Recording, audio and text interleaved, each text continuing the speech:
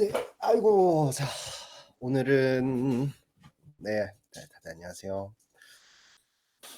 자, 화면 공유를 태구가 뒤에서 신나 가지고 뛰어다니고 있네요.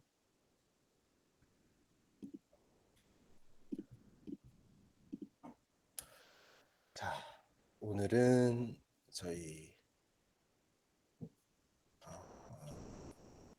리액트 앤 파이어베이스도 지나고 이제 리덕스 넥스트 타입스크립트라는 챕터의 마지막 수업입니다. 네. 2달 동안 너무 고생 많으셨습니다, 다들. 네, 처음 배우신 분들께는 이 과정들 HTML 하는 것부터 쉽지 않으셨을 텐데 HTML 하시고, 그리고 부트스트랩이라는, 제가 이때부터 계속 나중에 CSS를 다 직접 제작하는 게 아니라 스타일드 된 거를 가져다 쓰는 그런 일반적인 진행이 된다라고 말씀드리면서, 그리고 자바스크립트 가지고 이제 프로그래밍 랭귀지라는 게 어떤 것인지, 그리고 이 정도만 하셔도 사실 대부분의 개발된 그 AI가 만들어주는 코드를 읽는 데는 어려움이 없으실 겁니다. if 연산자, 반복, 반복문, 그리고 배열과 객체라는 개념들, 그리고 함수가 함수를 반환하고 그 함수의 매개 변수와 반환문을 가지고 이 함수를 설계하는 방법들, 고런 결국 이게 기초가 돼서 서버도 하는 거고요. 우리가 지금까지 배웠던 프론트도 하는 거죠. 네. 하고 뭐 자바스크립트 심화로 이제 고급 함수, 비동기 프로그래밍, 모듈이라고 배웠는데, 사실 얘네들이 나중에 리액트에서 어느 정도 자동화되는 것들도 있었고요. 리액트가 사용하는 기본적인 개념들이 되었습니다. 이렇게 해서 리액트 파이어베이스 하면서 리액트에서 가장 중요한 게 결국 스테이트다. 스테이트를 가지고 스테이트가 바뀌면 그 화면을 리렌더링 해주는 그 방식으로 개발하는데 편리하게 사용자와 인터랙트하는 게 편리하게 개발을 해주더라. 그리고 지금 우리가 배운 챕터는 이 리액트를 더 잘 쓰기 위한 방법들입니다. 얘네를 모르면은 아쉬운 거죠. 몰라도 개발은 할 수 있고요. 프로덕트를 출시할 수 있습니다. 다만 이런 개념들을 알면 더 좋은 코드들을 만들 수 있고 더 성능이 좋은 무언가들을 해볼 수 있는 거죠. 네. 그래서 오늘은 그 수업의 마지막으로 넥스트JS에서 타입스크립트를 하는 거를 해볼 겁니다. 다 몰라도 된다고 했다고요, 제가요? 네, 그렇죠. 자, 몰라도 프로덕트는 낼 수 있는데 적어도 AI가 만들어준 코드는 읽을 수 있으면 좋겠죠. 네. 그렇게 되도록 하는 게 우리의 목표니까요. 네. 아직 끝이 아니긴 합니다. 아직 뒤에 한 달이 더 남았습니다. 아직 뒤에 배울 것들이 더 있고요. 네, 오늘 5시에 새싹반 진행 예정입니다. 그래서 리덕스랑 이제 커스텀 훅, 그리고 뭐 리액트 성능 최적화하기 위해서 뭐 이때 뭐였지? 유즈 콜백, 유즈 메모 이런 것들 배웠는데요. 네. 그거랑 이제 넥스트.js와 타입스크립트, 조금 이제 리액트라는 게 나온 지가 이제 거의 한 10년 가까이 됐다 보니까 이제 리액트만으로는 뭔가 부족한 거죠. 그래서 이 리액트를 더 잘 쓰자고 나온 기술들이 워낙 많아요. 그중에서도 좀 추린 정도가 이 정도입니다. 이거 말고도 리액트를 더 잘 쓰기 위한 뭐 새로운 것들이 많이 있습니다. 그중에서 그래서 사실 그걸 다 아는 것도 불가능하고요. 이런 것들이 있다라는 정도만 알고 넘어가셔도 되고요. 네. 일반적으로 많이 쓰는 것들 이긴 한데 요거 외에도 많습니다. 뭐 그 일반적인 수준이라는 거를 대체 어디까지 잡을 건지가 너무 어려운 것 같습니다. 그 사람들 모두 다 얘는 기본이거든요. 얘는 다 알 거예요.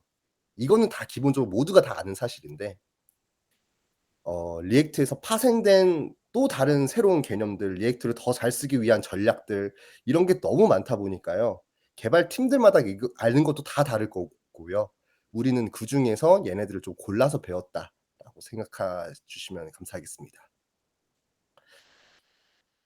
네. 이 이후에는 이제 당장 내일부터는 데이터베이스를 들어가면서 음 우리 뭐 제가 어제 수업에서도 그렇고 "모델을 설계한다."라는 말을 몇 번 드렸습니다. 뭐 유저의 속성은 뭐가 있어야 되고 이 유저의 아이디 값을 뭐 유저 어드레스가 물고 있고 뭐 이건 말을 안 했던 것 같은데 네 아무튼 그런 DB를 설계하는 방법, 이 DB 설계를 어떻게 하는지, 그리고 그것 이전에 일단 데이터베이스가 무엇인지, 그리고 자주 사용하는 데이터베이스에서 우리가 뭘 알아야 되는지를 또 굉장히 압축해서 설명을 드릴 거예요. 사실 이게 학교에서 하면요. 이게 이 SQL이 수업 하나고 몽고디비 이거 ORM 뭐 요게 또 수업 하나고 이 정도인데 저희는 이걸 압축해서 단 6일 만에 배우는 거기 때문에 '개념만 빠르게 습득한다.'라고 생각하고 들어 주시면 감사하겠습니다. 자 데이터베이스고요. 그리고 Node.js 익스프레스 하면서 저희 서버 제작을 들어갈 거거든요. 음 그 지금 보면요. Next.js가 이미 제가 서버라고 말씀드렸고요. 몇몇 팀들께는 Next.js만으로 서버 역할까지 다 하자라고 설명드렸습니다. 오늘 수업은 그 내용이에요. 오늘 수업은 Next.js에서 타입스크립트를 쓰는 것도 방법인데 어쨌든 Next.js 강의를 하면서 이걸 설명 안 드리면 제가 너무 아쉬울 것 같은 것들을 좀 포함시켜 놓습니다. 네. 음 고렇게 준비를 해 놨고 이제 이 이후에 Node.js 익스프레스를 하는데요.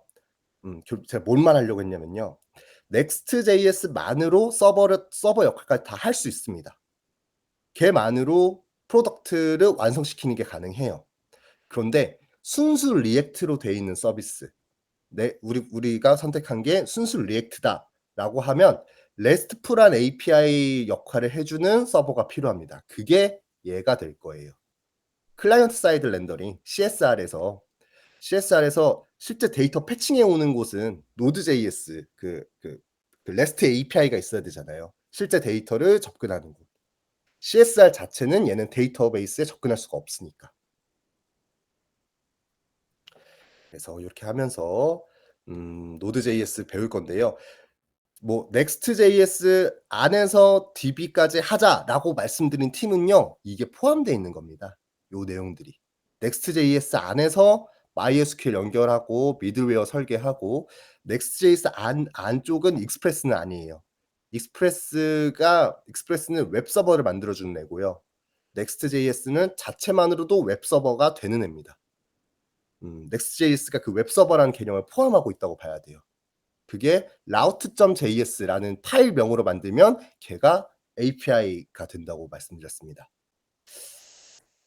뭐 기회가 제가 여력이 되면 이거 하면서 Next.js에서는 어떻게 하는지도 같이 포함해서 강의 준비를 해 보겠습니다. 그래 놓고 AWS로 넘어가서 이제 이렇게 만든 우리가 앞에서 그간 배웠던 GitHub 페이지스나 파이어베이스는 정적 라우팅이라고 말씀드렸어요. 그리고 어 정적 라우팅이라고 하면은 이제 클라이언트 사이드 렌더링, 리액트로 빌드한 그 정적 파일들을 호스팅하는 것.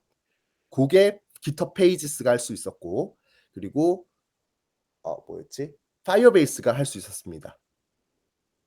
근데 이제 서버가 있는 거. Next.js는 그 방식으로는 배포할 수가 없어요. Next.js는 자체가 서버라서 파이어베이스의 그 호스팅으로는 갈 수가 없어요. 근데 저번에 보니까 파이어베이스에 앱 호스팅이라는 게 있었거든요. 걔는 아마 동적 라우팅을 지원해 주는 애 같아요. 근데 그걸 쓰려면 결제를 등록해 놔야 되더라고요. "언제든 내 돈이 나갈 수 있다."라는 거를. 그래서 그 파이어베이스 할 때 제가 거기까지 세팅을 안 했었는데 아무튼 고런 역할을 하는 걸 일반적으로는 이런 클라우드에 배포하는 방식을 선택을 합니다. 음 초기 수업 때 한번 말씀드렸어요. 이 클라우드에 우리가 배울 AWS 말고도 구글사가 제공하는 GCP, 그리고 마이크로소프트가 제공하는 애저, 그리고 국내에도 카페24 이런 회사들이 있다고.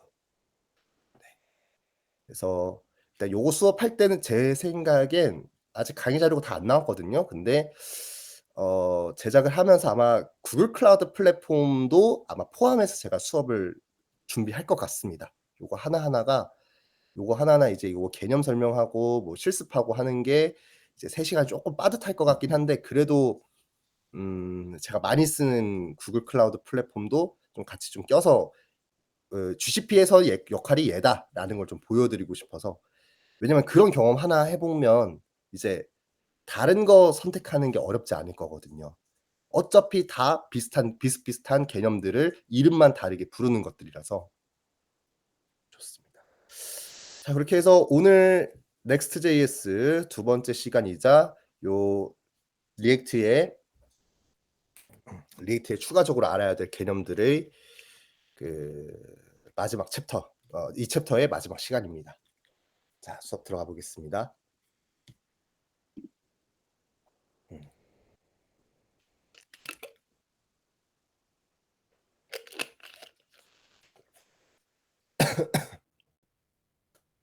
음. 아이고, 왜 여기 있지? 네. 오늘은 Next.js에서 타입스크립트를 사용하는 거를 큰 주제로 해서 SEO와 Next.js에 대해서 이야기해 보려고 합니다. 자, 어제 우리 뭐 했냐면요. 어제 저희 리액트에서 타입스크립트를 사용하는 것에 대해서 함께 봤습니다. 뭐 주요한 것은 이제 props와 state, 여기에 타입 안정성을 확보하기 위해서 ts와 tsx 확장자를 사용한다는 거. 그리고 프로젝트 세팅할 때 비트에서 저 타입스크립트라는 걸 선택해서 요 개발 환경을 쉽게 세팅할 수 있다는 거. 그리고 뭐 코드적으로 이제 사용할 때는 요 매개 변수 타입과 제네릭 방식으로 props의 타입을 지정할 수 있다. 근데 결국에 요런 타입 관련해서 함수 설계할 때 나오는 얘기입니다. 함수를 설계할 때 매개 변수 타입으로 함수를 설계할 수도 있고요. 제네릭 방식으로 함수를 설계할 수도 있더라. 그래서 요 FC는 펑셔널 컴포넌트, 함수형 컴포넌트를 제작할 때 요 방식으로 요렇게 제네릭하게 표현하는 것도 가능하고, 아니면 매개 변수의 이 요 함수의 타입을 인터페이스로서 제공해 주는 게 가능하더라. 또 많이 쓰는 게 요 스테이트의 요 상태 값의 타입을 알려주기 위해서 제네릭을 사용해서 이렇게 타입을 지정할 수 있다라는 거를 보면서 리액트를 마무리했습니다.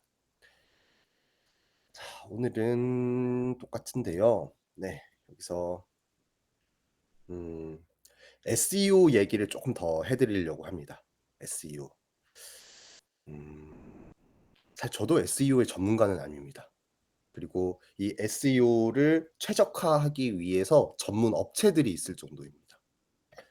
이 SEO가 잘 되는 게 결국엔 마케팅 퍼포먼스에 영향을 많이 끼치기 때문에, 이 SEO를 잘하는 것이 곧 그 마케팅 비용을 줄여 주고 고객들을 내 사이트로 많이 유입시켜 주는 음 방식이기 때문에, 제가 이 SEO를 잘하려면 "이렇게 하세요."라는 설명을 드리는 거는 불가능합니다. 다만 어 기본적으로 Next.js에서 SEO 세팅을 어떻게 하는지, 그리고 SEO라는 게 어떤 요소들로 이 검색 엔진 최적화라는 걸 하는지 한번 제가 아는 선에서 소개해 드리려고 합니다. 자, SEO는 요겁니다. 검색 엔진 최적화, Search Engine Optimization. 검색 엔진 최적화라는 거를 줄여서 SEO라고 많이 부르고요. 제가 앞서 말씀드린 것처럼 이 SEO는 검색 엔진에서 웹사이트를 상위 노출하는 거, 검색 엔진에서 사용자 유입을 증가시키는 거, 요런 게 목표이기 때문에 음 우리 같이 이제 제품을 만드는 입장에서 굉장히 중요한 영역이죠. 얘와 많이 맞닿아져 있는 게 이제 마케팅의 영역과 많이 맞닿아져 있습니다. 그래서 기업에서는 돈을 내더라도 돈을 쓰더라도 요 SEO 최적화하는 업체를 통해서 그 튜닝을 하는 경우도 있고요. 그것뿐만 아니라 이제 뭐 마케팅할 때 그 키워드 마케팅이라는 게 있습니다. 특정 키워드가 검색되었을 때 '내 사이트가 위에 나오게끔 하면 좋겠다.' 인데 보통은 돈을 쓰는 방법이 있고요. 아니면 돈을 쓰지 않으려면 그 경쟁률이 낮은 키워드를 찾아서 그 키워드에 특화된 게시글을 내가 엄청나게 만들어내는 방법이 있습니다. 음. 아무튼 뭐 그런 것들도 결국에는 내 사이트가 검색 엔진에 걸릴 수 있게끔 세팅이 되어 있어야 뭘 할 수 있는 것들이죠. 네. 그래서 큰 개념으로는 리액트에서는 이런 게 너무 힘들다. 불가능하다는 아닙니다. 불가능하다는 아니고 요 리액트로 만든 코드를 노드.js 익스프레스 같은 서버에다가 웹 서버에다가 올려 놓고 걔를 이제 배포시키면 그거는 이제 리액트의 코드를 포함한 서버 코드가 되죠. 그러면 그 서버에서 요런 메타데이터 처리를 해 주면 돼요. 그러면 그게 이제 리액트를 가지고도 SEO에 대응하는 방식이 됩니다. 만약에 내 사이트를 리액트로 만들었어요. 내 사이트를 리액트로 만들었는데 이 사이트의 웹 버전도 출시할 거고 웹 버전을 출시할 거다. 근데 얘가 SEO에 걸렸으면 좋겠다라고 하면 우리 앞에서 봤던 GitHub 페이지스나 파이어베이스 디플로이 같은 걸로는 그게 안 됩니다.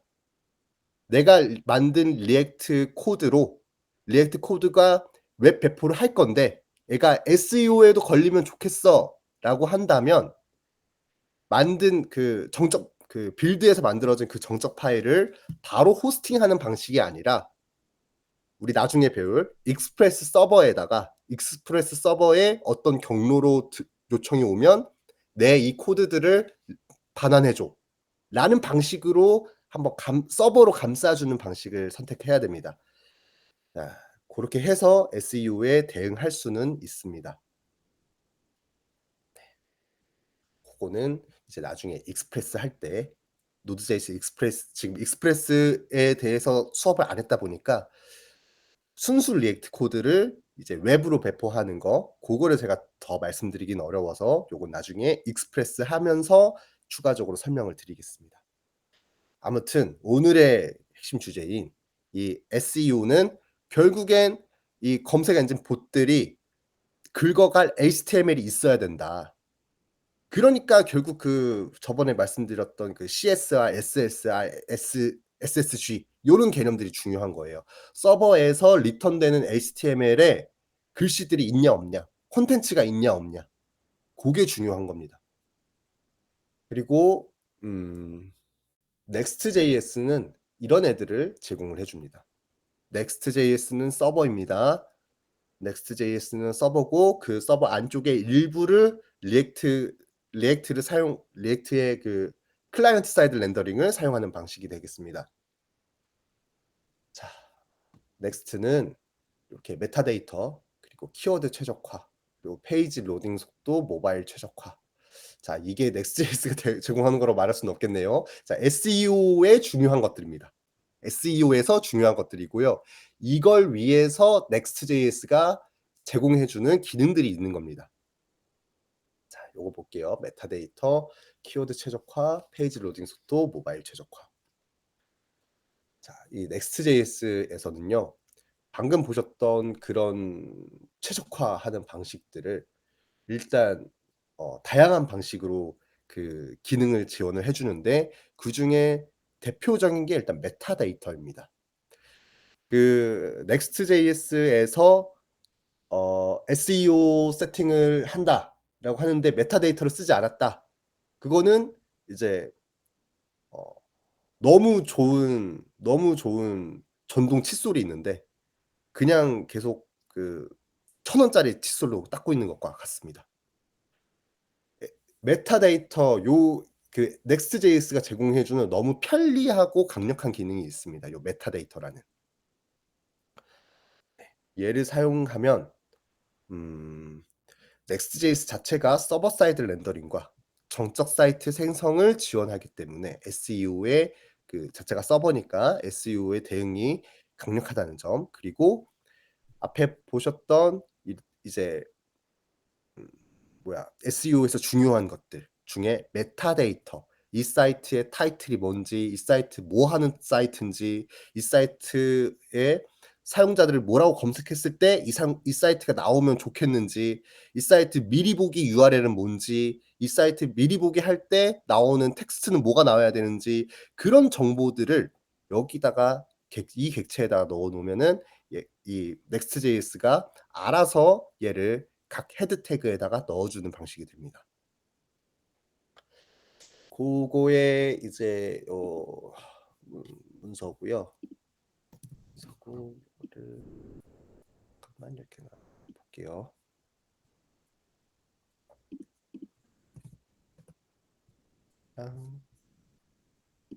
여기에 URL 넣었습니다. 자, 메타데이터와 OG 이미지입니다. 자, OG라는 것은 제가 이틀 전 수업이었나? 네. 아무튼 저번 수업 때 오픈 그래프 태그의 약자로 OG라고 부른다고 했습니다. 네. 그래서 일반적으로 이런 URL에서 미리 보기 하는 것들, 그런 것들을 다 요 OG 태그라고 일반적으로 부릅니다. 요것만 하면 돼요. 얘네 두 개. 이게 메타데이터를 제가 못 쓰는 게 아니라요. 뭐 어디다가 넣어주는 게 아니라 Next.js 코드의 레이아웃이든 페이지든 거기에 요 두 개가 있으면 헤드 태그를 알아서 갈아 껴줍니다. 무슨 느낌이냐면요. 메타데이터. 잠깐만 읽어볼게요. 제가 아마 코드를 그쵸. 여기 밑에 뭐 이게 layout.tsx 파일이잖아요. layout.tsx 파일에서 이 상단에 얘를 어디다 임포트하는 것도 아니에요. 그냥 이렇게 선언만 해 놓으면은 Next.js가 알아서 요 메타데이터에 있는 정보를 가지고 헤드를 구성을 해 줍니다. 요 generate metadata라는 함수를 요렇게 export 앞에 얘는 해 주셔야 돼요. export. 이 앞에도 얘도 그렇고요. export로 나 메타데이터 이 레이아웃에 대한 메타데이터 만들었어. 이 레이아웃에 대한 이 페이지에 대한 메타데이터 만들었어. 라는 것을 요 export로 표현해 줘야 됩니다. export로 알려줘야 된다는 거예요. Next.js가 알아들을 수 있도록. 그리고 요 이름은 요 generate metadata 그리고 그냥 metadata.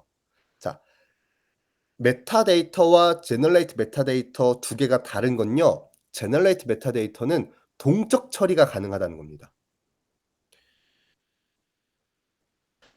좋습니다. 재원님 이런 방식이에요. 제가 잠깐 코드 잠깐 띄워 놓고 해 볼게요.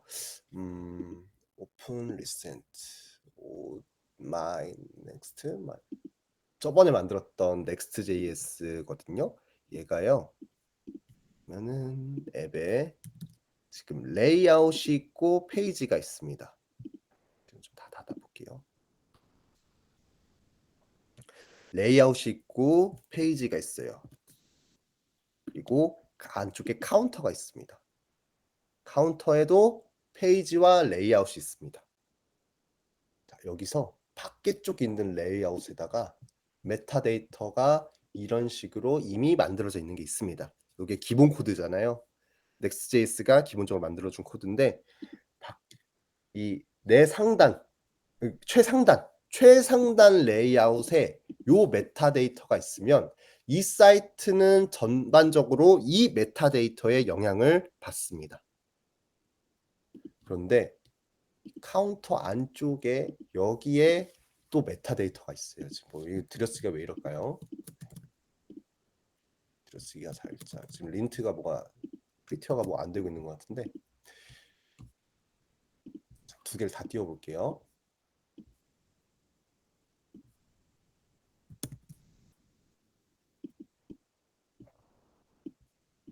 자, 왼쪽은 이렇게 뜨게 해야겠다. 왼쪽은 앱의 레이아웃에 있는 메타데이터고요. 오른쪽은 앱의 카운터에 있는 레이아웃입니다. 요렇게 되면 슬래시 경로로 사용자가 접근했을 때 요 앱 경로에 있는 페이지를 띄워 주겠죠. 페이지를 띄워 주는데 아무튼 얘의 레이아웃은 요게 걸리면서 얘가 먼저 뿌려지니까 요 메타데이터로 타이틀과 디스크립션이 결정됩니다.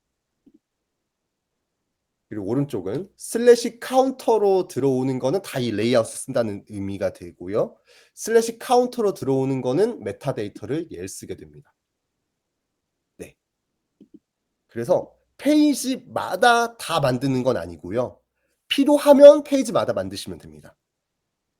근데 어쨌든 내가 맨 상단에다가 요 메타데이터 하나 만들었으면은 요 아래로 만들어지는 모든 페이지들은 전부 다 이 레이아웃에 영향을 받습니다.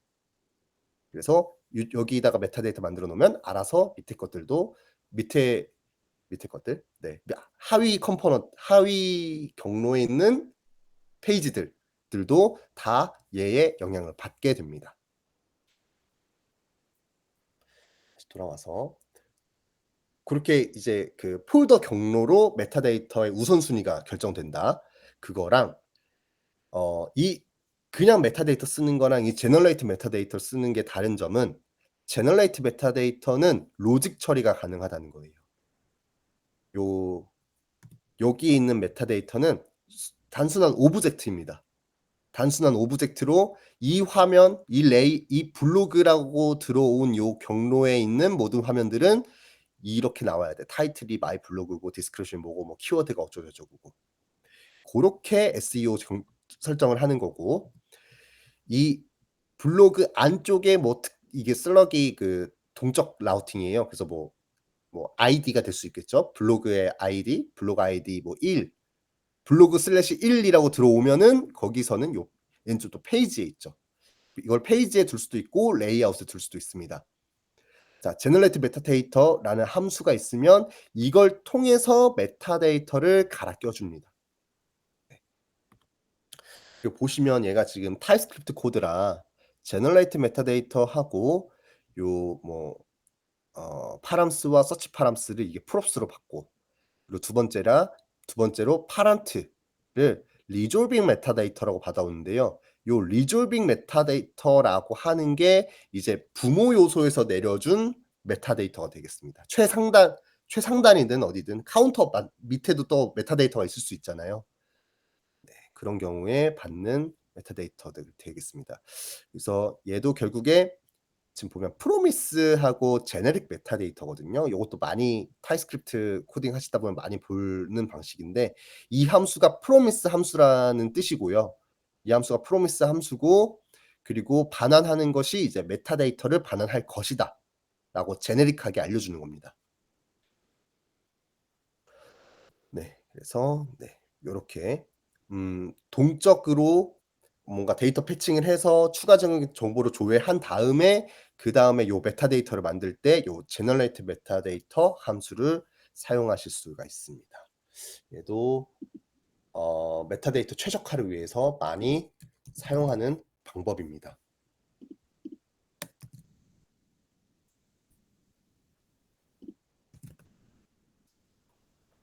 여기 내용 보면요. 얘는 어쨌든간 스태틱 메타데이터 네, 메타데이터가 지금 레이아웃과 페이지 파일에 쓸 수 있다라고 나와져 있고요. 제너레이트 메타데이터 펑션은 다이나믹 인포메이션 그 동적 정보에 연관 지어서 얘를 만들어 줄 수 있다. 그러니까 이게 이걸 만들려면 순수 그냥 뭐 HTML이랑 자바스크립트를 쓰는 내가 요걸 직접 만들려면요. 상당히 골치 아픈 일들이에요. 왜냐면요. 그냥 저 스태틱하게 나오게 하는 거는 모든 화면마다 그 헤드 태그에다가 넣어 주면 되는 건데 그 블로그 슬래시 1이라고 왔을 때 요 블로그 슬래시 1에 대한 정보를 지금 요 화면 렌더링 하기 전에 알 수가 없잖아요. 얘는 그 블로그의 아이디가 1인 거를 DB에서 조회해 온 다음에 그다음에 화면 제작할 때 그때 메타데이터를 넣어 줘야 되는데 아무튼 그렇습니다. 그 일반적으로 그걸 다 코딩으로 만들던 것들을 이렇게 간단하게 쓸 수 있게끔 제공해 주는 겁니다. 음. 네, 재호 님 네이버나 구글에서 검색해서 나온 정보들이 메타데이터에서 작성한 데이터인가요? 어 100% 그렇다라고 말할 수는 없을 텐데요. 일반적으로는 그러니까 적어도 네이버는요. 뭐 제가 네이버 직원이 네이버 뭐 검색 엔진 쪽에 뭐 개발에 참여한 사람이 아니니까 모르겠지만 적어도 네이버는 네이버 블로그라든지 자사 사이트들을 우선적으로 노출해 주는 것 같아요. 좀 그런 로직은 있는 것 같고요. 그거 외에 우리가 만들는 사이트는 외부 사이트잖아요. 이 외부 사이트가 네이버에서 구글 검색 엔진에 걸리려면요. 제가 요거 안쪽에 포함 안 돼 가지고 어 서치 어드바이저 여기에다가 내 사이트를 등록해야 됩니다. 네이버에서 내가 지금 내가 만든 사이트는 네이버가 알 수가 없잖아요. 네이버한테 이 네이버 서치 어드바이저 들어가셔 가지고 "내 사이트 등록해 줘."라고 하면 이 네이버 검색 엔진 봇이 내 사이트의 정보를 긁어갑니다. 그 긁어가는 정보가 메타데이터인 거예요. 네. 그리고 그 메타데이터가 지금 뭐 계속 저렇게 얘기가 되는데 결국에 요겁니다. 요거 오른쪽에 나오는 맨 위에 있는 헤드 태그에 있는 요 태그들.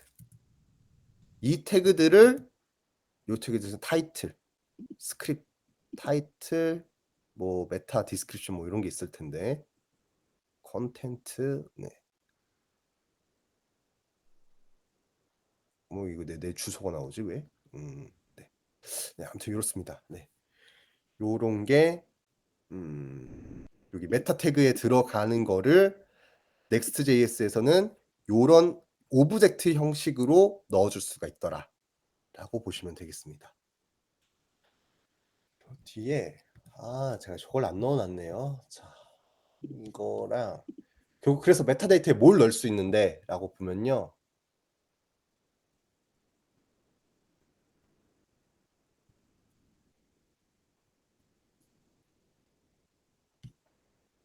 얘가 아닌가? 얘인가?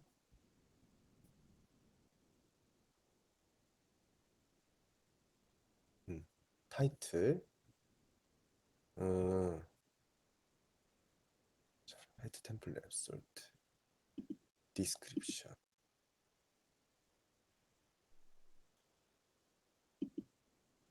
자 여기거든요. 일단 기본적으로 들어가는 거는 타이틀 그리고 디스크립션. 이 사이트가 뭐 하는 사이트인지. 자 타이틀이라고 하는 건 여기요. 요거 나오는 거. 여기 나오는 게 메타데이터의 타이틀이고 그리고 디스크립션은 이 사이트가 뭐 하는 사이트인지 설명해 주는 거. 이런 식으로 작성을 해 주면 결국에 헤드 태그에 요렇게 들어간다는 뜻이 됩니다. 그리고 그 외에도 요런 필드들이 있다. 네. 뭐 요 생성자, 요거 어플리케이션 네임 뭔지, 뭐 레퍼러, 뭐 이 사이트 뭐 검색했을 때 걸렸으면 좋겠다라고 하고 이렇게 넣는 거. 결국 이런 형식의 우리가 자바스크립트 오브젝트로 만들어 주면 넥스트JS가 알아서 헤드 태그 안쪽에다가 요런 메타 태그들을 만들어 준다가 되겠습니다. 음. 그리고 이거를 만들 때 이렇게 딱 정해진 글자만 넣는 게 아니라 저 generate metadata라는 함수를 사용하면 데이터를 패칭해 온 다음에 요 메타데이터의 정보를 주입하는 게 가능해진다. 음. 요런 뭐 다양한 기능들이 있습니다. 요것도 결국엔 이런 게 있다라는 걸 알고요. generate metadata, generate sitemaps, generate 그 static params, generate viewport 요런 애들이 있거든요. 이게 동적으로 뭔가를 만들어 줄 때 쓰는 애들이에요. 이 Next.js가 제공해 주는 얘도 많이 씁니다. 자, 아까 그 미리 보기라고 했었잖아요. 저는 거의 항상 넣는 태그인데 오픈 그래프를 넣어서 얘가 뭐 요거 타이틀이 뭐다, 디스크립션 뭐다, 뭐 URL이 뭐다, 얘 이미지 뭐 놔야 된다 막 하는 거를 이 오픈 그래프 안쪽에 있는 오브젝트에다가 넣어 주면 얘가 알아서 이런 태그들을 만들어 줍니다. 근데 보면요. 이게 좀 반복되거든요. 어. 이제 하나 더 보여 드릴게요. 이 밑에 트위터 태그도 써 놨으면 좋겠는데 트위터 태그를 안 쓴 것 같네. 오픈 그래프. 로보츠. 제공 아이콘스. 여기 있네요. 트위터. 네. 요거 하면은 얘가 이제 트위터 카드 태그 요것도 그 미리 보기 태그로 많이 쓰는 방식입니다. 그래서 오지 태그랑 요 트위터 태그 요 두 개가 이제 미리 보기 URL 던졌을 때 요런 거 URL 넣었을 때 이런 식으로 나오게끔 하는 게 보통은 오지 태그를 쓰든 트위터 태그를 쓰든 합니다. 근데 이걸 왜 두 개 다 넣냐면요. 이 요 서비스를 내가 만든 게 아니잖아요. 나는 요 URL의 주인이고 난 이 URL의 주인이고 이 내 URL 넣었을 때 이 미리 보기가 나오게끔 하는 거는 얘네가 만든 거잖아요. 요 디스코드든 카카오톡이든 페이스북이든 걔네들이 만드는 거잖아요. 걔네들이 요 정보를 보여주려고 할 때 오지 태그나 트위터 태그를 쓴다는 거예요. 그래서 내 사이트를 딴 데 쳤을 때 잘 나오게끔 하고 싶으면 얘네들을 넣어 줘야 된다입니다. 자, 잠시만요. 질문 좀 답변하고 갈게요. 자, 호천 님. 메 예, 좋아요. 메타데이터. 자, SEO 안 만들고 설정 안 해도 검색이 될까요?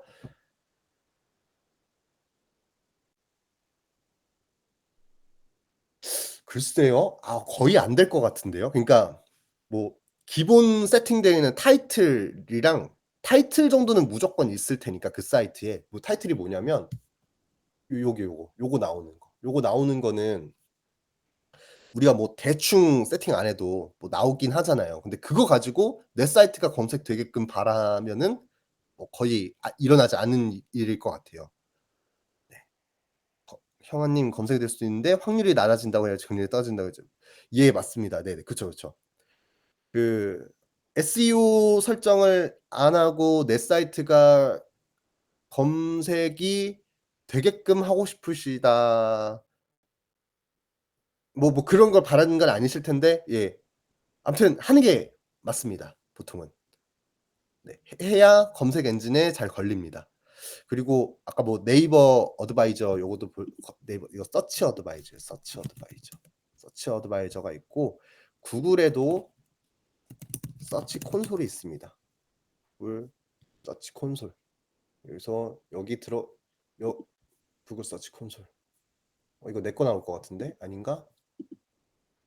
잠시만요. 이거는 안 돼서. 네. 아무튼 여기 들어가셔 가지고 애한테도 "내 사이트를 수집해 줘."라고 알려줘야 됩니다. 아무튼 이런 게 가능하려면 내 사이트가 서버여야 된다는 거. 내 사이트가 서버여야 요런 것들이 가능하고 Next.js는 이것들을 제공해 주는 강력한 기능이 있다는 거. 근데 리액트로 만든 서비스라면 요런 검색 엔진 최적화를 하는 게 쉽지 않다. 그래서 리액트로 만든 서비스는요. 어떨 때 리액트로 하냐면요. 내 코드가 나중에 뭐 검색 엔진 걸리고 막 그런 거 다 필요 없고 나중에 이거 앱으로 갈 것 같다 하면은 리액트 하시는 게 나을 것 같아요. 그러니까 5년 전, 7년 전 이때는 선택지가 리액트밖에 없었어요. 그런데 시간이 지나면서 이제 한 벌 만들면은 이제 뭐 웹도 되고 앱도 되고 막 그런 서비스들이 계속 나오고 이제 뭐 리액트가 SEO가 잘 안 되니까 Next.js라는 게 나와 가지고 리액트로 코딩을 하는데 얘는 서버야라는 이상한 개념들을 만들어 냈고 그런 네 막 다양합니다. 네. 그래서 근데 지금 딱 요 순간에 지금 2025년 8월 딱 요 순간에 지금 스펙 정하라고 하면은 일단 기본이 웹이야? 하면 무조건 넥스트.js로 할 것 같고요. 왜냐면 넥스트.js가 제공해 주는 이런 기능들이 너무 편리하니까. 그래서 넥스트.js 내가 만들려는 게 웹이 핵심이야 하면 넥스트.js, 내가 만들려고 하는 게 나중에 앱으로 갈 것 같아. 웹앱으로 만들 거야라고 하면은 리액트가 맞다는 거죠. 아닌가? 아니 뭐 그렇습니다. 네. 공개 페이지를 해 놓았는데 검색이 안 되고 싶으면 SEO 설정 안 하면 되나 궁금했습니다. 예 맞습니다. 네. 그러면 뭐 진짜 막 URL 검색해서 들어오는 거가 아닌 이상 어 검색 봇에서 호처님 사이트를 알아볼 수가 없을 겁니다. 그리고 애초에 검색 엔진 봇에 안 걸리게 하고 싶으면요. SEO 설정 중에 이 다음 내용이거든요. 사이트 맵과 로봇이라는 개념도 아셔야 돼요, SEO를 이해하시려면. 여기서 로봇이 크롤링 허용과 제한을 설정하는 겁니다. 그래서 방금 호처님이 말씀하신 것처럼 "내 사이트가 검색 엔진에 안 걸렸으면 좋겠어."라고 하면 이거 죄다 디스얼로우 하면 됩니다. 그러니까 로봇이 어떻게 생겼냐면요. 제가 요거 준비하면서 '아 막 로봇이랑 사이트 맵을 어떻게 설명하지?' 하다가 그냥 아싸리 '실제 사이트들의 사이트 맵과 로봇을 보여드리면 되겠다.' 해서 몇 개 그 검색되는 거 가져온 거거든요. 이제 이거 나무 위키입니다. 나무 위키의 로봇인데요. 나무 위키의 로봇은 요렇게 생겼습니다. 이게 그냥 나무 위키예요. 나무 위키인데 끝에다가 요 나무 위키인데 요 뒤에다가 경로에 robot.txt라고 넣으니까 요게 반환이 되게 합니다. 그러니까 보통들 세팅하는 방식이 자기 도메인 그 뒤에 이 도메인에서 뭐 결정됐음 하는 로봇 정보들, 로봇 그 텍스트 파일, 사이트 맵.xml 요런 걸 넣어 주는 게 일반적이거든요. 되는 곳도 있고 안 되는 곳도 있습니다. 그 꽁꽁 숨겨 놓은 곳도 있어요. 이것조차 찾기 어렵게. 근데 아무튼 얘는 이렇게 걸립니다. 보면은 뭐 disallow 슬래시 하면은 이게 뭐 없다는 거고요. 이제 뭐 웬만한 건 지금 다 허락하겠다. 라는 뭐 그런 뜻이 되겠고, 하나 더 볼까요? 요거는 이 사이트는 왠지 모르겠지만 WP 어드민이라는 곳에서 오는 요청은 맞고요. WP 어드민의 어드민 edX php라고 오는 요청은 또 허락한다라는 요 디솔로우 얼로우가 있습니다. 유저 에이전트는 전부 다 받겠다라는 뜻이고요. 유저 에이전트가 그 보통은 봇을 칭합니다. 그 검색 엔진 봇이나 그 크롤링 봇들. 크롤링 봇들 지금 전부 다 허용하겠다. 그리고 뭐 얘는 디스얼로우 하는데 요 경로 안쪽에 있는 어드민 에젝스에서 오는 거는 얼로우 하겠다라는 뭐 그런 식으로 되어 있고, 사이트 맵의 주소는 이거다. 얘네는 뭐 이거 복사해서 가면 사이트 맵도 볼 수 있겠죠? 사이트 맵은 요렇게 생겼습니다. 뭐 볼까요? 한번 눌러 볼까요? 이게 아닌데. 이제 제가 생각한 사이트 맵의 모습은 이게 아니긴 한데요. 네. 요거거든요, 요거.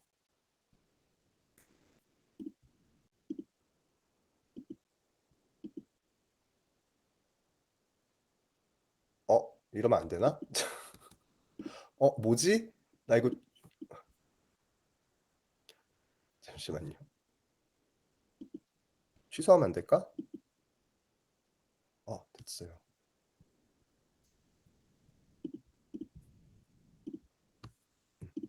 이거는 카카오 사이트의 그 XML 카카오 봤더니 여기 나오더라고요. XML XML 자체는 HTML과 유사한 겁니다. 얘 자체는 그 파일 형식을 말하는 거예요. XML이라는 파일 형식을 말하는 거예요. 그런데 sitemap.xml XML이라고 하면요. 결국 요 태그 모양으로 만들어진 문서 구조를 XML이라고 합니다. 데이터를 주고받을 때 우리는 지금 제이슨을 쓸 거거든요. 근데 제이슨을 쓰기 이전에는 이 XML이란 걸로 많이 했습니다. 그래서 여전히 사이트맵에 대한 무언가 취합하는 걸 할 때는 이 XML 확장자를 사용하는 거예요. 과거에 그렇게 해 왔으니까. 아무튼 뭐 사이트 맵 여기서 사이트 맵.xml에는 이런 정보들이 있습니다. 이 사이트 요 카카오코프.com 이라는 이 사이트가 어떤 화면들을 보유하고 있는지에 대한 정보를 쭉 다 적어 놓는 거예요. 그러면 봇이 이걸 보고 얘네들 다 돌아다니면서 검색 엔진 봇에다가 등록을 하는 겁니다. 이 사이트를 평가하고 요 주소를. 네. 이렇게 됩니다. 그래서 중요한 게 사이트 맵과 로봇입니다. 로봇과 사이트 맵 설정을 하는 것이 중요하고요. 근데 또 아까 보시면 사이트 맵도 제너레이트 하는 게 가능합니다. 여기 보면 제가 많이 쓰는 방식인데요. 동적으로 내 사이트에 정보들이 생성되는 사이트들이 있어요. 예를 들면 뭐 블로그 사이트라든지 뭐 쇼핑몰 사이트라든지 뭐가 됐든 정보는 계속 늘어날 거거든요. 사용자들이 계속 이용하면 할수록 그 DB가 쌓이니까. 그러면 사이트 맵도 매번 그거를 바꿔 줘야 돼요. 근데 그거 자체가 힘드니까 어디 갔지? 저 분명히 여기서 봤는데. 여기 있다. 네. 지금 제가 다 설명드리기는 쉽지 않지만 이런 애들이 있습니다. 자, 사이트 맵을 생성하는 도구입니다, 얘는. 얘는요. 이렇게 generate site maps라는 걸 하면은 요 키와 요 값으로 해서 사이트 맵을 만들어 주는 코드가 되겠습니다. 네. 음. 네. 아무튼 뭐 요런 것도 있고요. 보면은 아까 이미지 메타데이터들 특정 화면이 나왔을 때 어떤 이미지가 나왔으면 하겠다. 얘를 또 동적 생성하고 싶을 때가 있을 수 있겠죠. 그럴 때 얘를 쓰면 된다라는 식의 요런 Next.js가 제공해 주는 기능들이 있습니다. 자, 요거는 쓰면 좋은 거고 안 써도 내 사이트는 돌아는 간다. 이죠. 자, 봅시다. 아까 제가 껐죠? 꺼서 그렇구나. 자, 아무튼 요런 게 지금 사이트 맵과 로봇이었고요. 어, 여기까지만 하고 이거 1교시 빨리 마무리해 볼게요. 자, 현재 슬라이드 재생. 자, 얘인데요. SEO를 하면은 이 SEO의 성과를 측정하고 싶을 겁니다. 그래서 쓰는 방식이 서치 콘솔에서 그 결과를 볼 수 있어요. 내 거 그래서 요 특정 사이트에서 얼마나 들어왔나, 뭐 그 특정 URL에 얼마나 사람들이 들어왔나, 뭐 요거 보는 것도 방법이고요. 구글 애널리틱스로 세팅해 놓는 게 가장 직관적이겠죠. 왜냐면 구글에서 들어오나 네이버에서 들어오나 뭐 어떤 사이트에서 들어오나 GA로 측정을 하면은 그게 다 잡히니까. 그거랑은 좀 다른 얘기를 하는 거예요. 얘는 뭐 성과 측정을 제가 말씀해 놨긴 했는데 성과 측정은 GA로 하는 게 가장 깔끔해요. 저는 GA로 합니다. 근데 이제 뭐 이런 라이트하우스라는 거 저도 요 강의 자료 준비하면서 처음 알았는데 요거 이제 SEO 성과 분석을 해 준대요. 얘가 이제 뭐 페이지 로드 시간이라든지 모바일 친화성 메타데이터 요런 게 이제 SEO의 척도잖아요. 척도인데 이 라이트하우스가 봤을 때 이 사이트에 요 페이지 로드 시간, 모바일 친화성, 메타데이터 요런 거 보고 얘를 평가해 준다고 합니다. 그래서 한번 돌려봤어요, 제 사이트를. 제 사이트 이거 메인 페이지 돌려봤더니 86점 나오고 82점 나오고 100 나와 가지고 뭐 이게 괜찮은 점수인지 나쁜 점수인지는 정확하게 잘 모르겠는데 아무튼간 뭐 개선할 여지가 있나 봐요, 제 사이트는 지금. 제가 느끼기에도 지금 사이트가 전반적으로 느려서 제게. 그래서 얘도 좀 문제가 있다고 생각하고 있는데 아무튼 이렇게 라이트하우스라는 애를 쓰면은 또 이런 내 사이트에 대해서 평가를 해 주는 기능을 또 이용할 수 있더라입니다. 자, 여기까지가 SEO에 대한 이야기였습니다. 오늘 할 얘기가 좀 많아 가지고 요 정도만 하고 넘어가겠습니다. 자, 사진 찍으시고요. 11시 10분에 뵙겠습니다. 네, 여러분 중간 출결하겠습니다. 원호님 카메라 켜주세요. 네, 완료했습니다.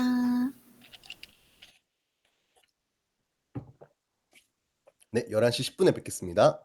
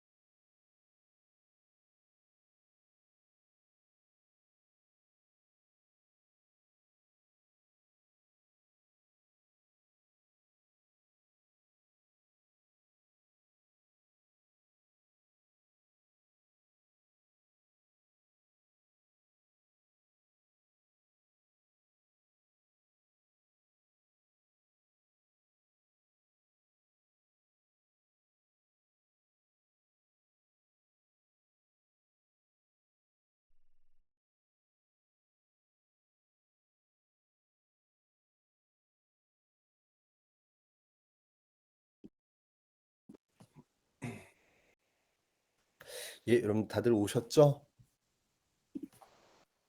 이어서 해보겠습니다. 자, 이번 챕터는 타입스크립트로 Next.js 시작하는 거 해보겠습니다. 자, 어제 보셨던 것처럼 리액트에서 타입스크립트를 사용할 때,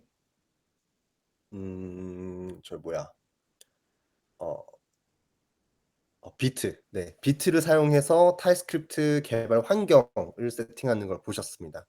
왜 그 개발 환경이랑 밀접해 있는 이유는 결국에 타입스크립트만으로 실행이 불가능하고 자바스크립트로 변환하고 사용해야 되기 때문이죠.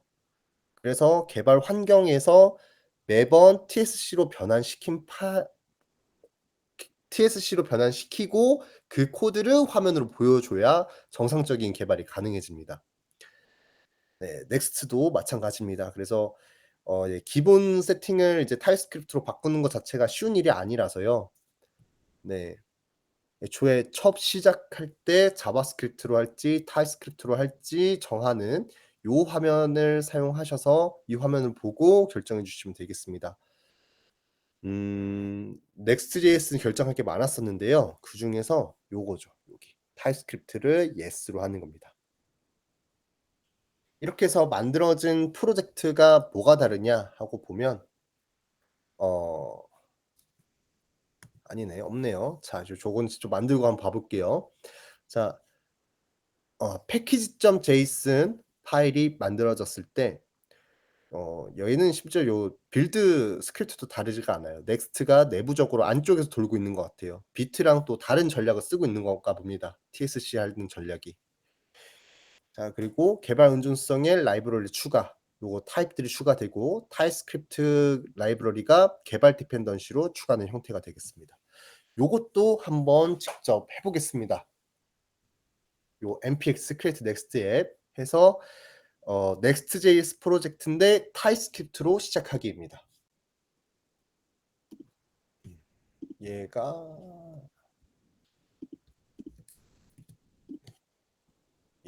지금 myNext라고 해서 저번에 자바스크립트로 만든 프로젝트거든요. 얘가 그렇죠. JSX로 되어 있는 자바스크립트를 사용하는 Next.js 프로젝트입니다. 얘 말고요. 이제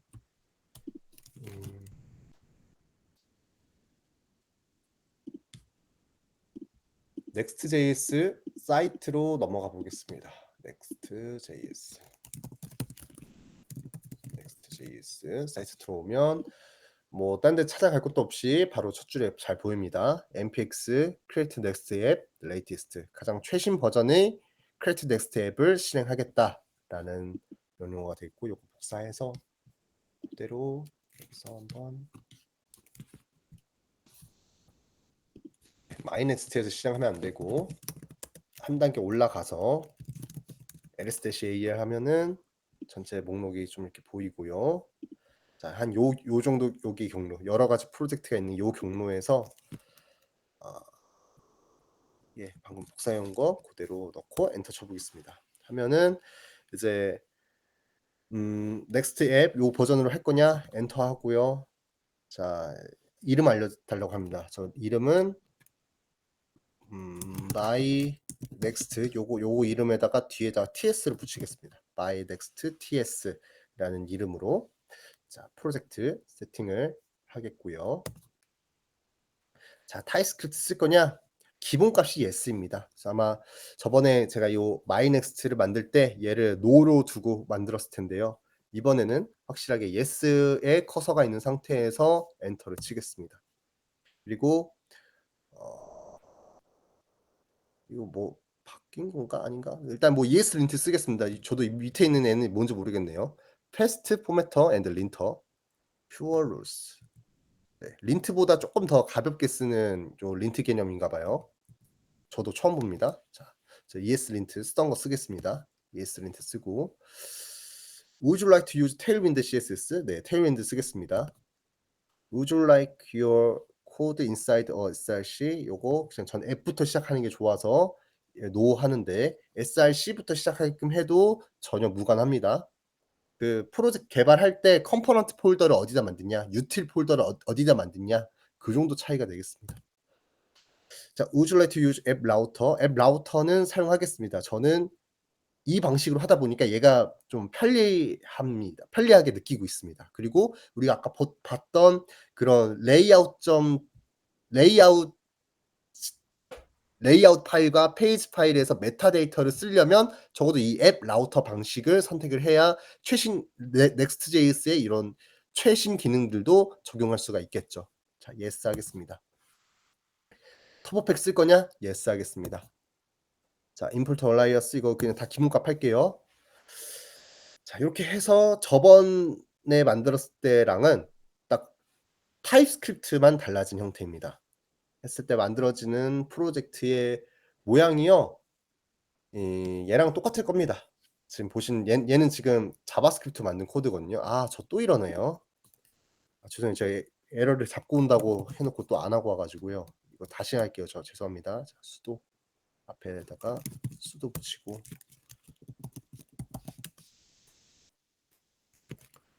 뭐였지? my next ts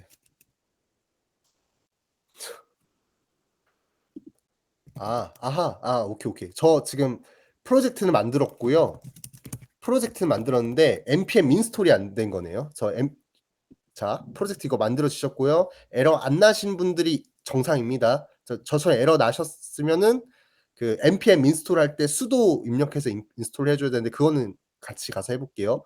자, 요 폴더로 이동해 보겠습니다. my next ts. 자, 프로젝트의 루트 디렉토리를 잡는 겁니다. 요게 헷갈리면 막 git init하고 npm 인스톨 하는데 왜 뭐가 안 되지? 이런 상황들이 만들어져요. 자, 내가 지금 진행하려고 하는 프로젝트의 가장 루트 디렉토리로 잘 이동을 해 주셔야 됩니다. 내가 하려고 하는 건 my next ts 방금 만든 요 프로젝트입니다. 자, 이거 누르고 열기 하면 내 루트가 my next-ts 요 경로에 잡힌 요 폴더로 이동이 되었습니다. 여기서 이제 노드 모듈스가 있으실 거예요. 제대로 실행되신 분들은 여기 노드 모듈스라는 폴더가 잘 만들어져 있을 거고 여기 package.json에 있는 의존성 파일들이 잘 설치되어 있을 겁니다. 저처럼 만약 혹시라도 에러 나신 분들이 있다면 sudo npm install 명령어를 쳐주시면 되겠습니다. 자, sudo라는 것은 그 맥에서 관리자 권한을 받아올 때 쓰는 겁니다. 맥이 아니라 사실 리눅스에서 쓰는 방식인데요. 이게 또 그 윈도우에서는 이게 안 먹혀서 윈도우에서는 터미널을 관리자 권한으로 열면 그게 곧 sudo와 똑같은 방법이 되겠습니다. 자, sudo npm 인스톨하고 패스워드 이 컴퓨터에 패스워드 입력해주고 엔터 치겠습니다. 그랬더니 그러니까 sudo를 쓸 일이 많지 않으실 텐데요. 이게 뭐 서버 인프라 구성할 때 나중에 우리 EC2라는 걸 AWS EC2라는 걸 배울 때 그때나 좀 볼 것 같습니다. 자, 오케이. 자, 하면은 자, 노드 모듈스가 만들어졌고요. 저는 git을 init하는 게 익숙해서 git init 해 놓고 쓰겠습니다. git init. 뭐 리모트 레파지토리에다가 굳이 푸시는 안 하겠지만 요렇게 쓰는 게 편해서요. git add all 하고 git commit -m init project라고 쓰겠습니다. 자, 이래 놓고 만들어진 파일들을 좀 보겠습니다. 뭐가 만들어졌나? 이걸요. 하고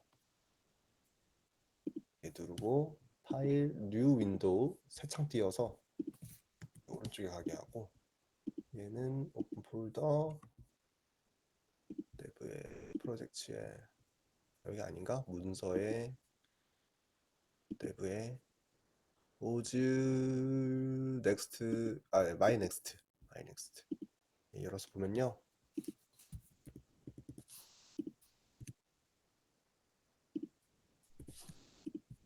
지금 얘는 점 넥스트 보통 점이 들어가면요. 이제 공개하지 않는 설정 파일들입니다. 보통 설정 파일들이 요 점 경로에 들어가게 됩니다. 애들 기세 안 해서 그런데 보면은 요거 없다 치고 요거 뭐 캐싱된 요 내용인데 요거 없다 치고 지워버려야겠다. 해버리면 자, 앱 같고요, 노드모드스 같고요, 퍼블릭 같고요, 이그노 같고요, 린트 같고요, 뭐 이런 게 더 추가됐네요. 넥스트 컴피그, 그리고 얘는 뭐 JS 컴피그가 있고 넥스트 컴피그가 있네요. 똑같이. 근데 지금 확장자가 다르죠. 여기는 TS, 여기는 MJS라는 저도 잘 모르겠는 확장자를 쓰고 있습니다. 그리고 패키지.json, 그리고 얘는 뭐 또 애도 MJS네요. 네. 하고 얘는 또 여기에 TS 컴피그까지 있다. 보통 타입스크립트 쓸 때는 요 TS 컴피그가 항상 있습니다. 거의 보통. 네. 그래서 요거 가지고 자바스크립트로 변환할 때 어떤 설정으로 변환할 거냐라고 하는 거고, 네, 네, 그렇습니다. 안쪽 보면 여기가 이제 JS, JSX 쓰던 거를 이제 TS, TSX를 씁니다. 레이아웃에서도요. 뭐 크게 달라진 게 없어 보이는데 지금 여기 하나 다르네요. 지금 디폴트 펑션 루트 레이아웃 해놓고 children props를 받는 코드인데 얘 타입이 지정되어 있습니다. 자, 이렇게 가면 이게 이제 어려운 거예요. 타입스크립트를 이제 복잡하게 사용하는 건데요. read only라는 요 타입을 선언을 해놓고 read only라는 타입이 있다. 또 read only는 요 타입스크립트에서 제공해주는 요거네요. 네, 제가 픽만 설명드렸었는데 얘는 말고도요 여러 개가 있다는 겁니다. 오밋이랑 픽만 제가 설명해 드렸었는데 얘네들 말고도요, 얘는 뭐 read only, 뭐 required라고 하면은 필수, read only라고 하면은 그냥 읽기만 가능한, 그리고 partial라고 하면은 뭐 일부분만, 뭐 요런 뜻들이겠죠. 해서 얘가 하는 거 보면은 결국 여기 제네릭, 지금 얘도 제네릭 문법을 쓰는 거거든요. read only 제네릭해서 안에 들어오는 요 제이슨 형태는 이게 타입이 되겠죠. children인데 이 children은 뭐냐? 요 리액트 노드, 리액트에 리액트 노드를 쓰고 있다. 자, 요거 안 하고 리드 올리 안 해도 코드는 동일합니다. 그런데 자, 이 리드 올리로 얘를 더 명확하게 표현한 거예요. 얘는 오로지 읽히는 값이다. 얘를 이 children은 바꿀 수는 없잖아요. children은 변경을 하는 게 이 요 타입 요 리액트의 문법이잖아요. props로 받아온 값을 바꾸지 않는다. 그러다 보니까 이런 문법까지 정확하게 컴파일러로 걸으려면 이런 걸 써주면은 훨씬 좋겠죠. 이해도가 높으면 쓸 수 있겠습니다. 근데 네. 어쨌든 AI가 만들어준 코드를 읽을 수 있으면 되다 보니까 자, 리드 온리라는 거가 뭐 이런 뜻이다. 이거 들어가서 보면요, 대충 무슨 말인지 알 수 있습니다. 파이썬은 T를 옵셔널하게 만들겠다. 모든 걸 다 반드시 있어야 되는 걸로 만들겠다. 얘를 읽기만 가능하게끔 만들겠다. 뭐 이런 게 되겠습니다. 자, 보면 레이아웃 치고 네, 레이아웃에서 바뀐 건 그래서 이제 TSX 확장자를 써서 타입스크립트를 사용하게끔 했다는 거. 그리고 페이지에서도 보면은 뭐 이 넥스트 그냥 자바스크립트로 만들었을 때와 다른 거 없고요. 단지 지금 여기에서 이거 닫을게요. 네, 이거 닫을게요. 닫고 여기만 봅시다. 단지 요거 이미지 컴포넌트를 갖다 썼는데 넥스트에 있는 이미지를 썼다. 요것도 자바스크립트로 했을 때와 동일합니다. 결국 타입스크립트로 개발할 때 신경 쓸 거는 props와 state를 쓸 때, 그럴 때 이제 변수 선언이 필요할 때 신경을 써주면서 작업을 해주시면 되겠습니다. 얘도 좀 그거 좀 해볼게요. 얘가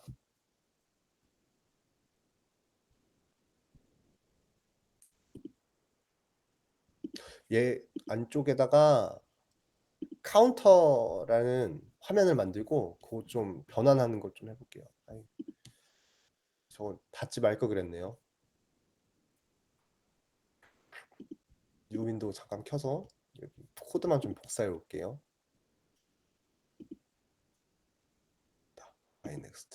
바이넥스트의 카운터, 막 컴포넌트 막 이런 거 있는데 이거 복사해서 앱 안에다가 넣고 카운터 JS라고 되어 있는 거, 이거 좀 변환하는 거 좀 해보겠습니다. 자, 얘를 TSX로 바꾸고요. page.tsx로 바꾸고 나면 이제 뭐 이거 setCount 선언되고 쓰지 않았다라고 하고 나오는데요. 일단 뭐 좀 둘까요? 네. setCount 이런 것도 제네릭으로 정확하게 넘버라고 적어주면 더 정확하겠죠. 이게 있고 카운터고, 자 페이지 JSX는 이 정도면 변환이 다 된 것 같습니다. 이 정도면 오류가 없을 것 같고, 레이아웃 쪽 볼게요. 레이아웃도 요 TS로 바꾸고, TS로 바꿨더니 오류가 납니다. 자 일단 얘부터 요 props의 타입 지정해 주란 얘기고요. children이 아까 좀 전에 배운 거 써보면 얘를 리드 온리로 하라는 거죠. 리드 온리 해서 이렇게 제네릭으로 표현해 주면은 이게 조금 더 정확하겠다. 배운 거 좀 써먹은 거고요. 얘는 뭐 왜 이러죠? unreachable code detected, unreachable code detected, operator cannot be applied, boolean and 뭔 소리지?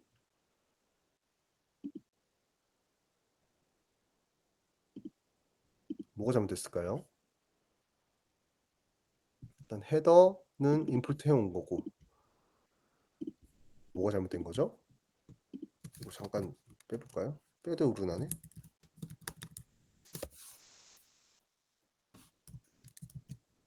요만큼 떼가지고 밑에다가 넣어놓고 잠깐 주석하고, 이건 문제가 없어요. 아 설마 이거 반환값 안 써서 그런가요? 반환값 안 써서 그런가 봅니다. 네.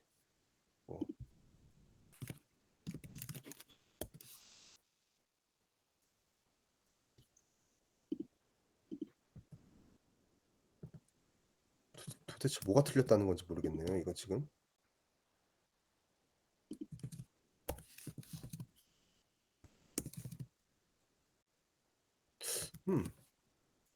반환값 안 써도 되는데.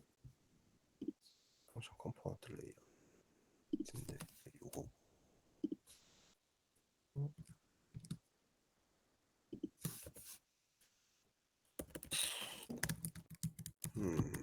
일단 얘 제가 익숙한 형태로 좀 바꿔볼게요. 익스포트 하지 말고 콘스트, 일단 콘스트부터 선언. 콘스트 카운터 레이아웃은 입력받고 얘가 요걸로 반환한다. 근데 뭐 반환하는 걸 늘렸고 하면은 에러가 나네요. 리턴.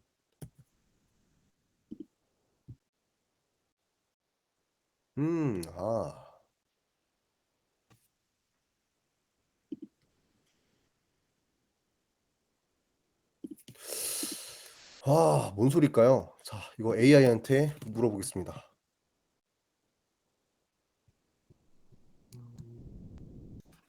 커맨드 K 하면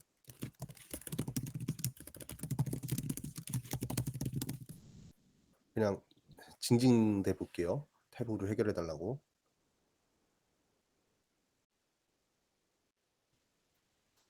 뭐죠? 아무것도 안 해줬는데 해결이 안 됐어요. 지금 보면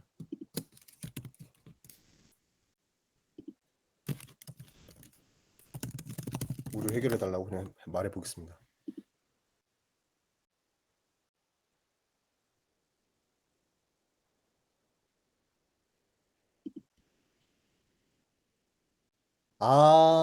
죄송합니다. 예. TS라서 안 된, 그렇다고. 예. 네네네. 이해됐습니다. 자, 확장자를 제가 잘못 썼네요. 자, JS에서는 자바스크립트 할 때는 저 방식으로 쓰는데 타입스크립트로 할 때는 정확하게 이 XML로 다 만들어 줘야 됩니다. 맞다. 그래서 그렇군요. 오류를 해결했습니다. 스포트 임포트 문라. 그쵸. 네. JSS 코드가 포함된 파일이니까 TS가 아니라 TSS 확장자를 사용해야 된다. 네. 요것 때문에 코드가 동작을 하지 않고 있었네요. 세트. 자, 바꿔주고 컴포넌트도 안에 좀 볼까요? 부터는 그냥 단순히 HTML만 반환해주고 있는 코드고요. 헤더도 네. HTML만 반환하고 있으니까 오류가 날 것 같지가 않네요. 얘만 좀 잘 실행이 되는지는 좀 보겠습니다. 다시 하고 npm run dev 하면 로컬호스트 3000으로 지금 서버가 띄워져 있다고 해서 보겠습니다. 로컬호스트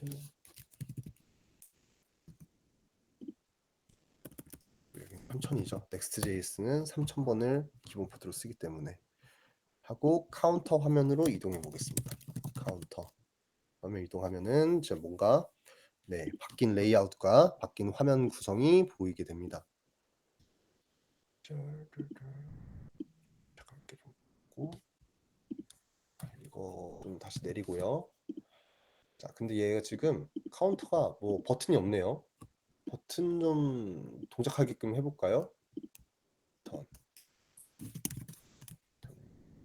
왜 이렇게 돼 있을까? 네. 아, 버튼 추가를 얘가 좀 해주네요. 네. 카운트 플러스 1 인크리먼트 버튼 누르면 숫자가 늘어나게끔 되어 있는 코드.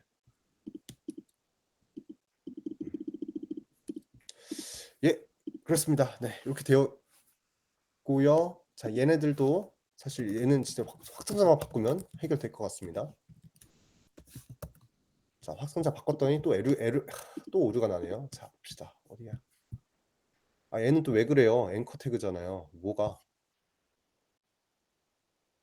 Do not use. 자, 타입스크립트에서 지금 권장 사항입니다. 자, 앵커 태그 쓰지 말고 링크 쓰라는 겁니다. 자, use link. 자, 앵커 태그를 쓰면은 HTML 기본 코드로서 페이지를 이동시키는 방식이죠. 근데 그거 말고 Next.js가 지금 하고 있는 next link에 있는 요 링크 태그를 써라 라고 하면서 지금 오류를 뱉어줬습니다. next no HTML link for pages 라고 하는 뭐 이런 내용이라고 하네요. 자, 그래서 요거 좀 그럼 바꿔주겠습니다. 바꾸라는 대로. 자, 링크 불러오고 저렇게 쓰는 게 아닐 텐데. 자, 요 링크 임포트가 안 된 것 같거든요. 링크를 넥스트에 있는 링크를 선택해서 엔터 하면은 맨 위에 올라가 보면 링크가 임포트 되었습니다.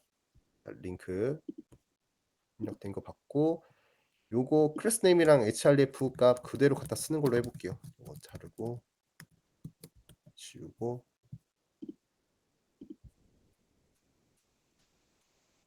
네. 이렇게 넣어주고 하면은 이게 지금 어디려나? 홈? 이런 거. 네, 움직이네요. 네. 그래서 지금 요걸 눌렀을 때 지금 우리가 느끼기에는 별 크게 다른 게 없는데요. 앵커 태그로 이동하게 하는 거 말고 Next.js가 제공해주는 링크 태그 가지고 화면 이동시켜라 라고 해서 방금 좀 저런 걸 마주쳤습니다. 자, 링크 여기 있고요. 얘도 링크로 바꿔주겠습니다. 아니 얘는 에러 났는데 왜 얘는 또 에러가 안 나죠? 이해가 안 되네. 하는 약간 좀 이런 희한한 상태에 포착을 하는데 아무튼 뭐 되면 됐죠. 하고 링크 돌아가나 여기도 다시 보겠습니다. 새로 고침 한번 해보고 카운터 눌렀을 때 카운터 눌렀을 때 카운터고 홈 누르면 홈으로 가고. 네, 좋아요. 자, 얘 바꿨고 부터 헤더에서도 오류가 나네요. 헤더 얘 똑같은 소리 하고 있을 것 같은데 얘도 바꿀게요. 근데 진짜 이상하네. 얘는 에러가 나고 왜 얘는 에러가 안 날까요? 희한하네. 왜 얘만 에러지? 링크 넣고 임포트까지 해주고 얘도 링크로 바꾸는 김에 같이 다 바꿔줄게요.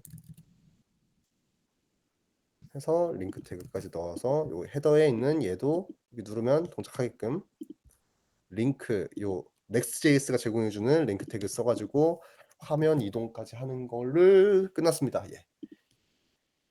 자, 여기까지가 뭐 타입스크립트에서 Next.js에서 타입스크립트를 쓸 때 뭐 요렇다라는 거고요.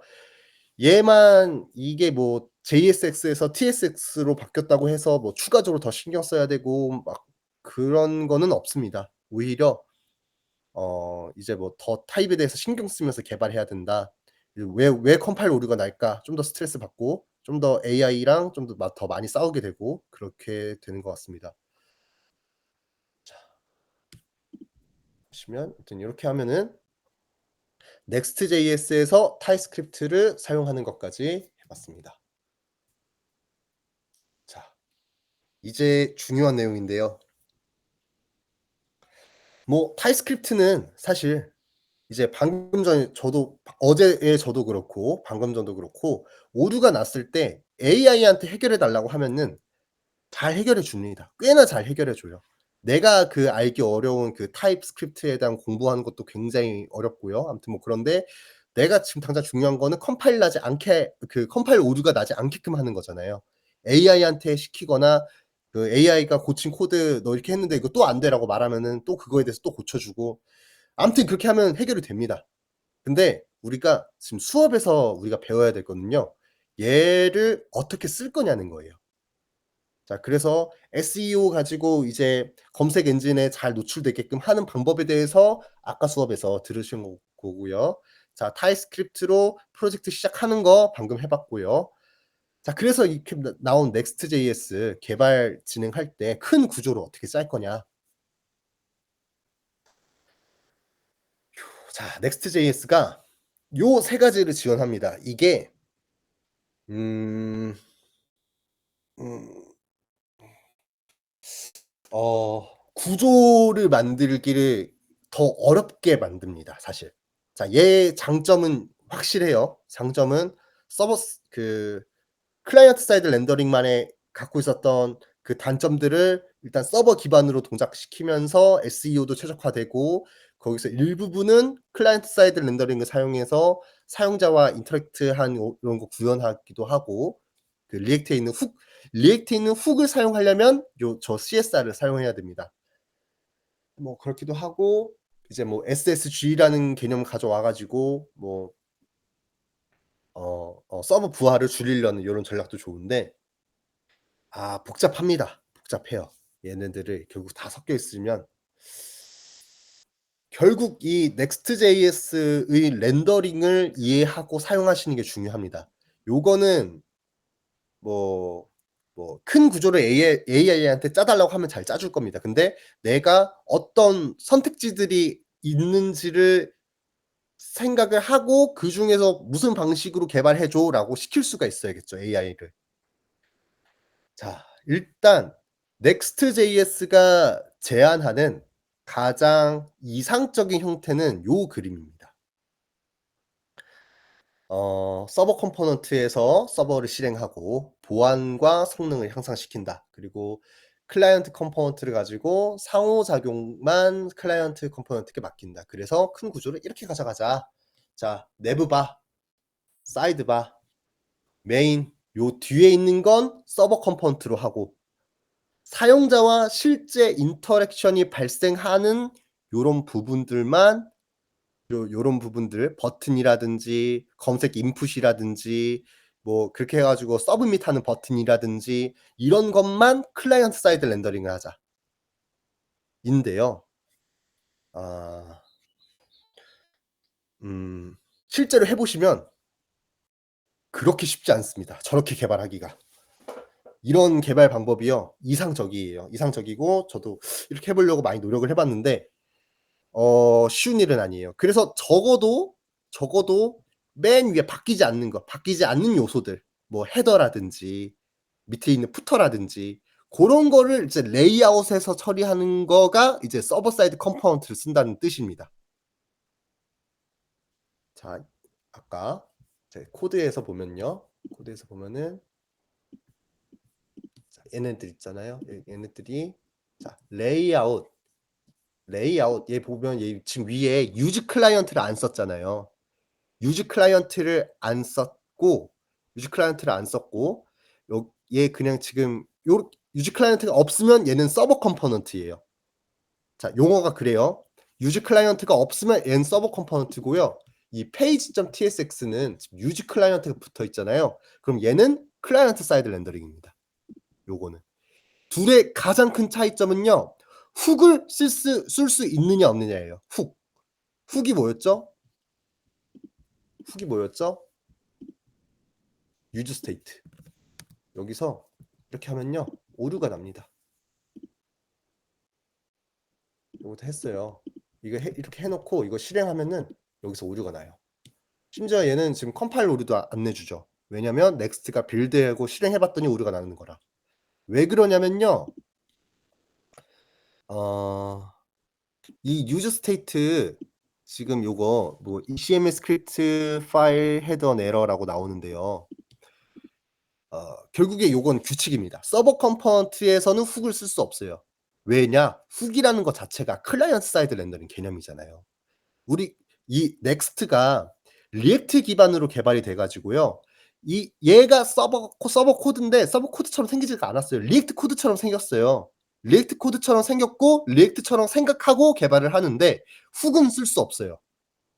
훅은 유즈 스테이트 쓰고 유즈 이펙트 쓰고 요런 개념들은 진짜로 클라이언트 사이드 렌더링 개념이라. 걔는 이제 브라우저에서 렌더링 되고 그다음에 발생하는 영역들이 이제 그 훅이라는 개념과 엮여져 있는 거고 그거 외에 뭐 데이터 패칭하는 함수를 만들고 그러니까 아무튼 여기서는 얘를 쓸 수가 없습니다. 서버 컴포넌트에서는 훅을 쓸 수 없습니다. 요거 자 원래 어떻게 돼 있었죠? 이렇게 돼 있었나? 예. 그래서 요 레이아웃이 지금 보면은 여기에 헤더와 푸터가 있죠. 얘네들은 지금 서버 컴포넌트인 거예요. 그러면 아니 서버 컴포넌트가 아니죠. 지금 헤더 넘어가 볼게요.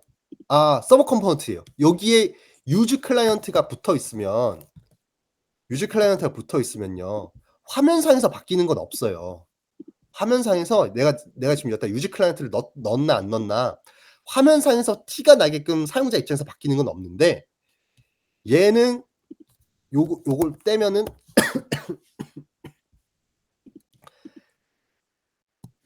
화면상 유즈 클라이언트가 붙어 있나 안 붙어 있나 사용자 입장에서 바뀌는 건 없는데 얘를 그려주는 게 지금 서버에서 그려주고 완성된 HTML을 클라이언트가 받았냐 아니면 이 영역 빈 상태로 일단 받았다가 화면단에서 이걸 그려줬냐.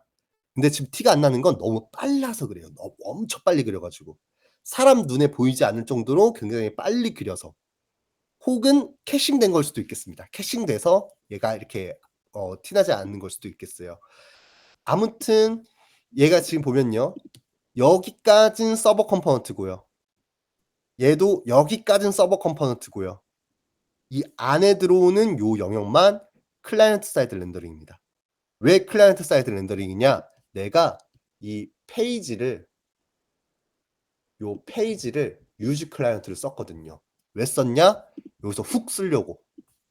카운트라는 훅을 쓰려고 얘를 이 영역을 다 그 클라이언트 사이드 렌더링 하는 방식을 선택을 한 거예요. 그런데 그럼 이건 아니죠. 사실은 제가 지금 개발해 놓은 상태가 제가 지금 개발해 놓은 코드가 이 Next.js가 제안하는 가장 이상적인 형태 바뀌지 않는 영역들 처음에 한번 바뀌지 않은 영역이란 뜻이요. 먼저 한번 데이터 패칭 해오는 거 포함해서요.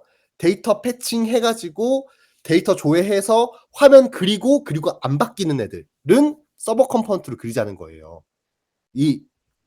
그러니까 이게 필수가 아니에요. 요거 해도요. page.tsx 그릴 수 있습니다.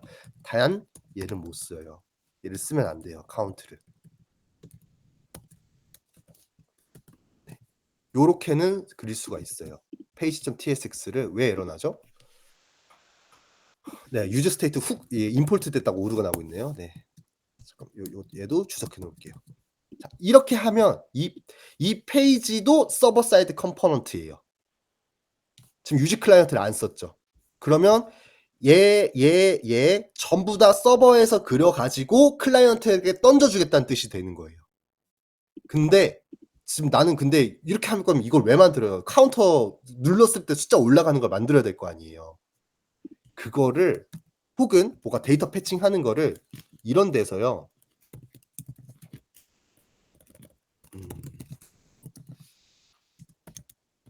뭐 그냥 이런 거 하나 있다고 칠게요. 이런 거 하나 있으면 얘에서요. 이런 건 돼요. 이렇게 해 가지고 화면에다 그려주는 거. 이게 서버에 있는 데이터를 패칭했다고 지금 보는 거예요. 우리가 아직 DB를 안 해서 지금 제가 지금 목업 데이터를 쓴 건데요. 이거는 이제 서버에 있는 정보를 가져온 거예요. 서버 컴포넌트가 DB에 직접 접속해서 DB에 있는 정보를 조회해 왔어요. 그래 놓고 이 데이터를 이 화면에다가 뿌려주는 거예요. 이건 됩니다. 그러니까 방법이 아예 다른 거예요. 서버 컴포넌트에서 DB에 접속하기 위해서는요. 이 서버가 직접 데이터베이스에 붙어야 되는 거고요. 클라이언트 사이드 렌더링에서 데이터베이스에 접근하려면요. 붙을 수가 없죠. 그때는 서버 쪽으로 데이터 패칭 요청을 해야 되죠. 우리가 지금까지 리액트 가지고 개발할 때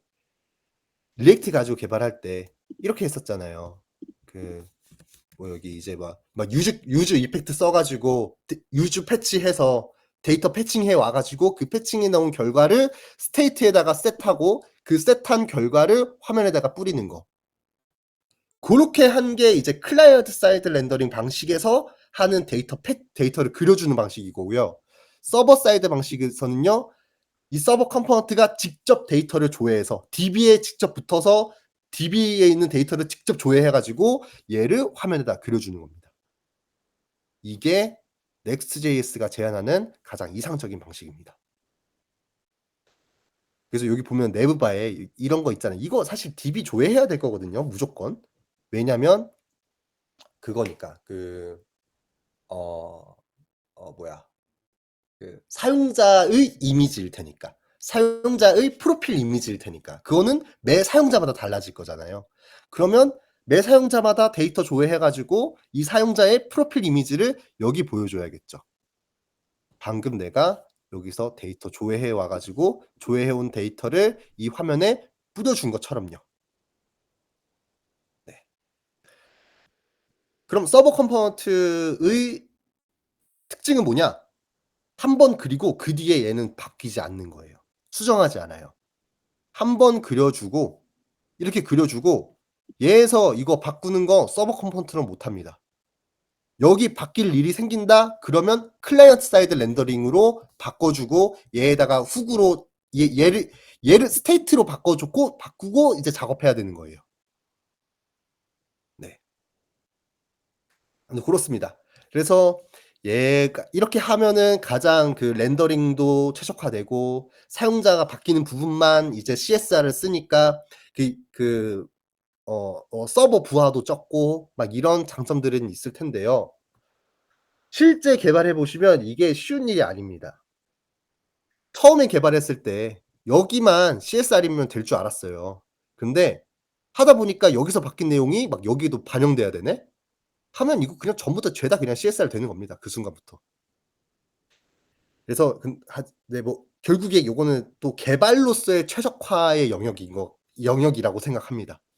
개발로서의 최적화의 영역까지 생각한다면 이런 뭐 한 번 그려놓고 바뀌지 않는 건 서버 컴포넌트로 만들고 그리고 실제 사용자와 인터랙트 하는 것만 다 CSR로 하고 뭐 요런 건데 자 아무튼 그래서 제가 이후에 할 거는요 3가지 소개시켜 드릴 겁니다. 자, 이 쉬는 시간 동안에요 요거 한번 클론 받아오세요. 요거 식사하시고 오셔가지고 요 프로젝트 클론 받으시고요. 실제로 Next.js 가지고 프로젝트 개발을 하면은 보통 한 3가지 정도로 생각하고 개발을 하게 됩니다. 그게 어떤 형태로 되는지 함께 보도록 할게요. 자 식사하시고요. 12시 50분에 뵙겠습니다. 감사합니다.